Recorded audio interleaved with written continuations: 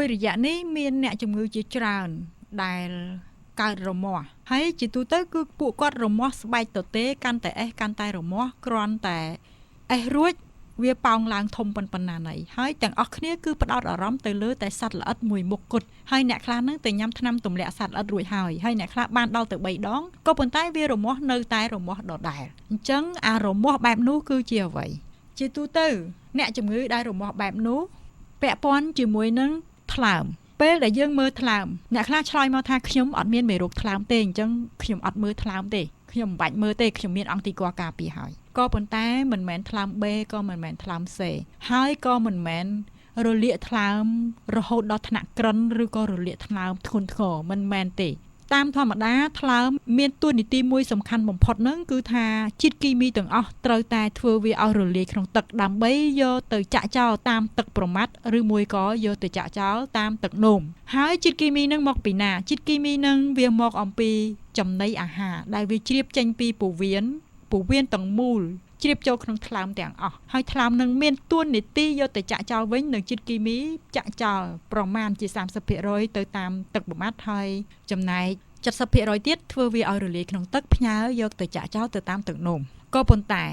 ករណីសំខាន់មួយហ្នឹងគឺអ្នកខ្លះគាត់ញ៉ាំស្ករច្រើនពេកញ៉ាំបាយញ៉ាំនំញ៉ាំបង្អែមញ៉ាំនំប៉័ងញ៉ាំទឹកក្រូចញ៉ាំស្រាច្រើនពេកអញ្ចឹងទៅវាកើតទៅជាជំងឺខ្លាញ់ញុកថ្លើមញ៉ាំផ្លែចេកទុំច្រើនពេកញ៉ាំផ្លែស្វាយផ្លែប៉ោមផ្លែតាពាំងបាយជូរច្រើនពេកអញ្ចឹងខ្លាញ់ញុកថ្លើមអញ្ចឹងខ្លាញ់ញុកថ្លើមទី1គាត់មិនអាចយកអាជាតិគីមី 30% នឹងយកទៅចាក់ចោលតាមលាមកបានទេអញ្ចឹងវាចាល់នៅក្នុងថ្លើមទី2នៅពេលដែលខ្លាញ់ញុកថ្លើមគឺកោសិកាថ្លើមនឹងមិនអាចបំបែកអាជាតិគីមីនឹងឲ្យคล้ายទៅជាឈុបពុលឲ្យវារលាយក្នុងទឹកផ្ញើយកទៅចាក់ចោលតាមទឹកនោមអញ្ចឹងវាសល់យកទៅលាក់ទុកនៅក្រោមស្បែកអញ្ចឹងស្បែកនោះគឺជាទីវាលចាក់សម្រាមគីមីមិនថាគីមីចេញពីពោះវៀនមកជាអាហារឬមួយក៏មេរោគនៅក្នុងពោះវៀនហើយជួនកាលទៀតមិនមែនគីមីហើយក៏មិនមែនមេរោគគឺជាសារធាតុកាកសំណល់ធម្មតាដែលមនុស្សញ៉ាំហើយជក់អាចជុះនោមប៉ុន្តែជុះវាមិនអស់អាហ្នឹងរឿងមួយទៀតមិនចាំបាច់ឲ្យគាត់មានព្រូនសត្វល្អិតទេគាត់មានផ្សិតគាត់មានបាក់តេរីគាត់មានវីរុសគាត់មានស្អីក៏ធ្វើឲ្យឡើងជាតិហ៊ីស្តាមីនដែរហើយហ៊ីស្តាមីនហ្នឹងទៅដល់ស្បែកគឺរមាស់ហើយឡើងប៉ោងប្រទាលត្រអាក់ទៅដល់ច្រមុះតឹងច្រមុះហើមច្រមុះអាឡែហ្ស៊ីច្រមុះទៅដល់កំពង់កអាឡែហ្ស៊ីកំពង់កអាចនឹងដុសសាច់កំពង់កទៅដល់ក្បាលដេកអត់លក់ហើយបើនៅច្រើនពេញខ្លួនអត់មានកម្លាំងអញ្ចឹងអានឹងហ៊ីស្តាមីនអញ្ចឹង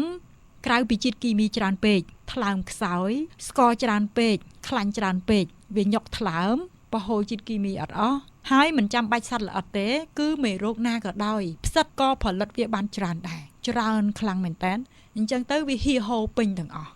មានពេលខ្លះទៀតគាត់អាឡែហ្ស៊ីនឹងចំណីអាហារខ្លះពេលយើងញ៉ាំទៅវាបែកកោសិកាហើយកោសិកាហ្នឹងជា mast cell មាននៅគ្រប់កន្លែងណាក៏មានដែរពេលដែលបែក mast cell ចាញ់ histamine មកដូចយើងមានសត្វល្អិតដែរដូចយើងកើតប្រទាលត្អាកដែរប៉ុន្តែគ្រាន់តែថាសរុបសេចក្តីមកការដែលគាត់ឡើងប្រទាលត្អាករមាស់ស្បែកហ្នឹងមិនមែនជាជំងឺសើស្បែកទេហើយក៏មិនមែនសត្វល្អិតដែរហើយក៏មិនមែនតែមេរោគថ្លើមមេរោគស្អីផ្សេងទៀតមេរោគផ្សិតហើយទៅនៅសល់មានខ្លះទៀតអាហ្នឹងវាមកពីក្រៅករណីហ្នឹងគឺស្រមើលគេហៅដាស់ស្មែក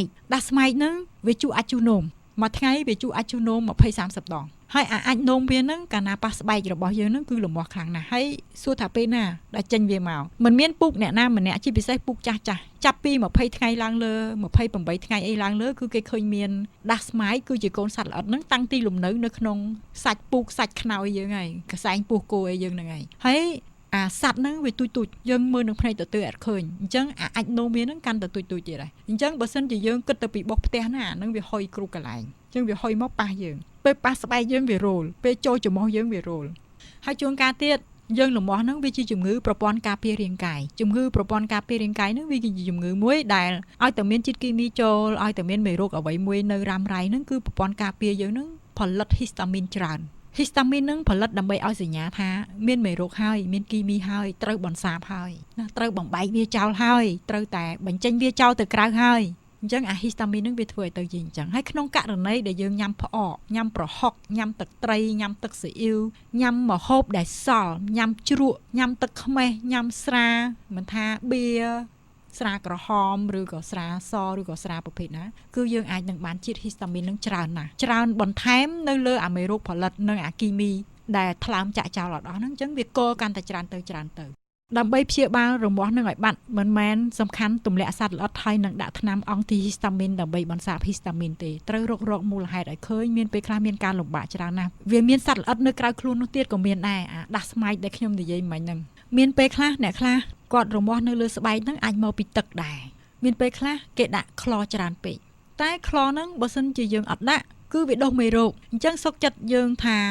ដាក់ក្បាលចម្រោះមួយមុនពេលដែលបង្ហូរវាមុជដោយផ្ទះខ្ញុំអញ្ចឹងមានក្បាលចម្រោះមួយខ្ញុំទិញនៅស្រុកខ្មែរយើងតម្លៃវា$20ជាងហើយមួយឆ្នាំយើងត្រូវដូរវា2ដងយើងយកអាក្បាលមួយហ្នឹងទៅភ្ជាប់ជាមួយនឹងករ៉ូប៊ីណេផ្កាឈូកហើយពេលដែលយើងបាញ់ទៅគឺអាសារធាតុក្លហ្នឹងវាត្រូវបានចម្រោះជាប់នៅក្នុងអាប្រអប់របស់វាហ្នឹងហើយអញ្ចឹងវាចេញទៅហ្នឹងអត់មានក្លទេនៅសម្រាប់អ្នកដែលគាត់អាឡែស៊ីជាមួយក្លនៅពេលដែលគាត់អត់ច្រោះគឺគាត់មុជទឹក